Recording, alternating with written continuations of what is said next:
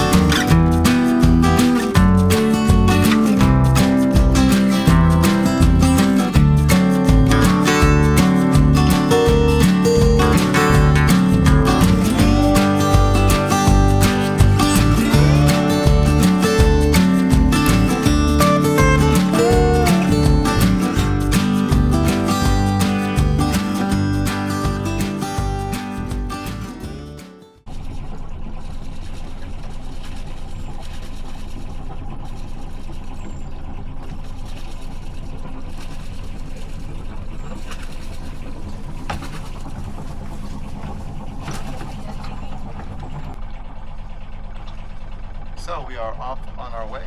We are pretty close to our departure time. It's 12 after. I was hoping for 6 on the nose, but that's pretty darn close. It will be interesting to see what it looks like once we get out of the harbor. It looks like it might be a little foggy out there. Definitely overcast. Yeah, anyway, it's kind of a chilly morning. Once again, we did have critters come on board last night. So the past 3 days we were seeing little pitter-patter feet, footprints on our kind of the front of the boat. So yeah, go figure. So okay, anyway, we're gonna get out of the Reid Harbor here. It's been a great place to spend 3 days. I thoroughly enjoyed it. How about you, Kat? Had a great time. Nice hikes. Yeah, definitely very nice hikes. So yeah, and it's been kind of empty, but I'm sure a lot of it has to do with the fact that it is midweek, 1st of June. Midweek, 1st of June, exactly. So okay, awesome. So we're getting ready to leave Reid Harbor. We're about at the entrance now. So it's going to be a really quick jaunt over the roads this morning. We're about 3.5 nautical miles. So there's a good chance we'll be motoring the whole entire way. The winds are not that great right now. They're on the nose, and also we have some pretty serious currents with the technical factors. So right now we're letting the autopilot do the steering this morning. We have actually a slight lift, so the currents have not started to adversely affect us yet. We have Stuart Island over to the port side of the boat, so and then Canada to the starboard side of the boat. Anyhow, so we're actually going to do a straight cut across over here, and then that should be in about 3 miles we'll be actually hitting our destination. It's a fairly short jaunt, so we should be there in less than an hour. So our first mile has come and gone. So far, pretty vanilla-ish in the current department. Looks like we picked a good time. So far, we haven't experienced anything horrible one way or the other. It's actually been pretty much break even. So I'm a little curious once we get past Spiden here and start getting into Roche. We'll see what happens. But yeah, so far so good. We are now pretty much in the Spiden channel, and I think we're feeling starting to feel the force of the current. Even though the boat's tracking this way, we're actually going that way. So we have about, our heading is 140, and our bearing to weight, or actually our speed of, course of ground is 160. So we have a decent 20 degrees difference, and we're about a knot and a half in the red, so we're doing about 3.5 knots right now. So yeah, pretty interesting. We'll see how things progress. The boat is currently heading in this direction, but its actual course over ground is on that direction. Pretty crazy. So we are getting a little bit closer. We now have a pretty decent 30-degree angle between our heading and our course over ground. We're about knot and a half on the minus side. It's kind of interesting. If we left this a lot later, it would have been kind of interesting to see how much bigger that angle would have been and our speed would have been slowing, because in an hour or two, the water coming down this channel is going to be trucking pretty good. So, like I said, right now, we have right around 30 degrees angle difference. So, pretty interesting.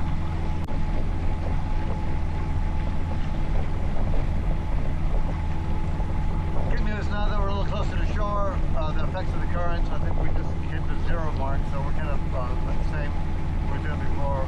And then our course over ground and our heading is a lot similar than it was before. So we had the wheel taken over from the autopilot, so looking good so far.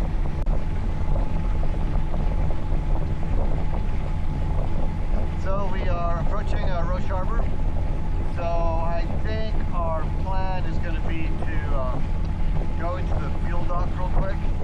It's still kind of early. It's about, right now, 7 o'clock. And we're going to go ahead and pump out. The fuel dock opens at 9. We'll get some fuel, and then we'll figure out where to park for a few hours before our slip becomes available. We've entered Roche Harbor. It's a nice little harbor, nice little town to visit. It can be quite posh sometimes with the big fancy boats, but it is a great place to visit. So Kathy's just taking care of the dinghy. We're going to go ahead and just troll around here for 2 seconds before going to the fuel dock, try to get some idea of some depths. If we're going to anchor here while we wait for our slip, we just want some potential locations. We have about 80 feet of chain, so I always try to, if at all possible, get in as shallow water as possible, mainly because the road on this boat is a real pain to look back in through the hawser or howser or whatever it's called. So even though we have a couple hundred feet overall, I kind of try to limit myself to the chain zone just because it's a lot easier to deal with. So, but we'll see.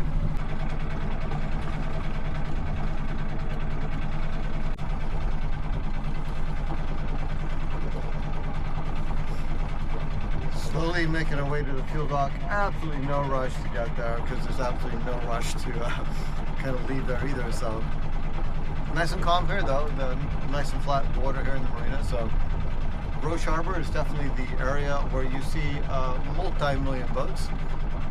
Where you normally would think is a big boat elsewhere, it's quite small in this location. So this is definitely kind of the more upscale harbor in this. Actually, it's most likely the most upscale harbor here in the San Juan. So we like it here though, it's very nice.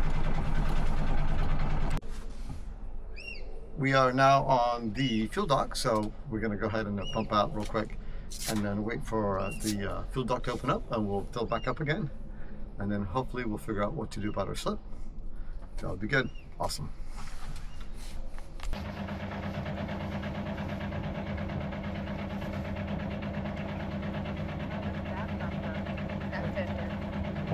What's that? Look at that fender. Yeah. Oh my.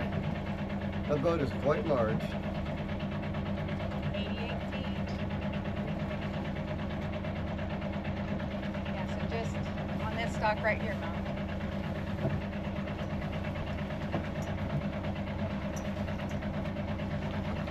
So let's have a look. Where are we at? Yeah, let's go right here.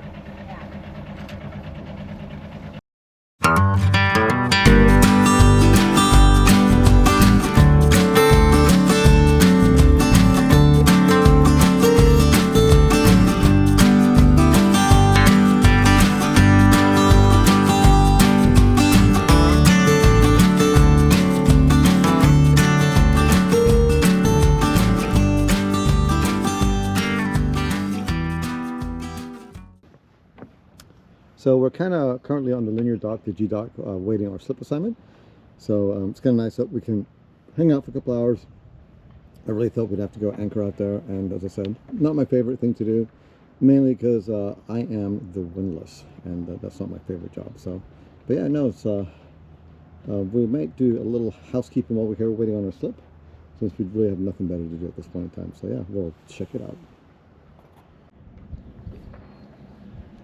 Well, we are here in Roche Harbor. It's a little bit on the cold side, but the boat looks pretty not so great. We had another little four-legged friend kind of climb on the boat last night and leave some little prints. And in general, it's good to kind of just at least wash your salt off once in a while. So part of the fun part of cruising is you still got to work on the boat. So here we go. Awesome. One of the cool things to do in Roche Harbor, actually, they have a kind of a sculpture garden that you can attend. And basically, there's a lot of artists that have their sculptures here, and they're all for sale. The prices may not be in most mere mortal price range, but you can definitely, if you really like it, you can definitely buy it. So there's some pretty cool stuff. Some of it is like this one here, kind of makes sense. There's some stuff with like rocks and stone blocks that are also pretty cool stuff actually. So, but yeah, if we look at one of these little signs and we zoom in and see what it says, well, this one in particular, it's fairly cheap. It's only $15,000. So yeah, that's pretty awesome. But anyway, it's they asked for like a little $5 donation, and so it's well worth it. It's a nice way to kill some time. And then also across the street, hard to tell, is the local airport. So pretty neat.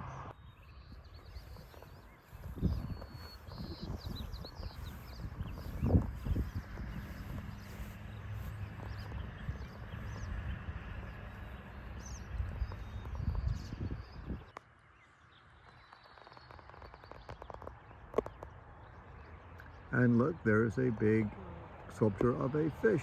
Pretty cool. Not to say the other one that was over here was any less cool, though. That's a pretty interesting sculpture, that's for sure.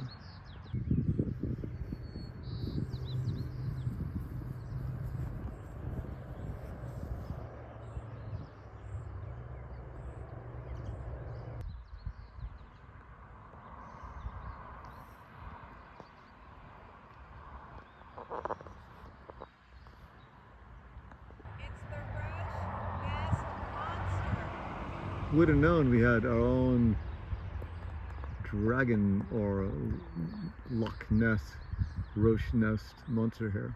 Pretty cool. Made all out of driftwood. Pretty well done. Wow. Yeah, this is a really large facility. Lots of sculptures, they're hidden all over the place. And you kind of walk around, it's like, oh look, here's another one. So it's been a pretty cool way to spend a pleasant hour here in Roche Harbor. And so ends our tour of the garden. So yeah, thoroughly enjoyed it. Well worth it if you're here in Roche. It's a nice way to pass some time. And even though it's a little expensive, it's some pretty cool stuff. Awesome. So some of the buildings out here in Roche Harbor are pretty cool, beautiful. It's actually a pretty nice marina, and it's really some nice types to see, some decent buildings, some good restaurants. There's also a lot of very expensive boats over here. That one is one of the smaller ones, believe it or not, and they just get bigger and bigger from that point on. So yeah, pretty cool. So while we're here, they're having this Ocean Alexander rendezvous, and those are these pretty big boats. Like if you see around over there, they are quite large. Even the smaller ones are quite large.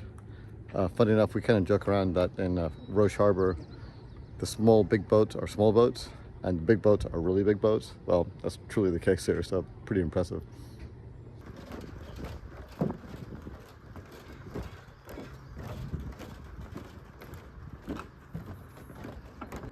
And then a big boat shows up. Yeah, this is wild. That's a gorgeous boat.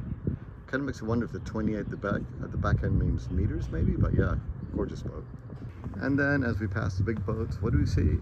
Artemis. Welcome sight. Awesome.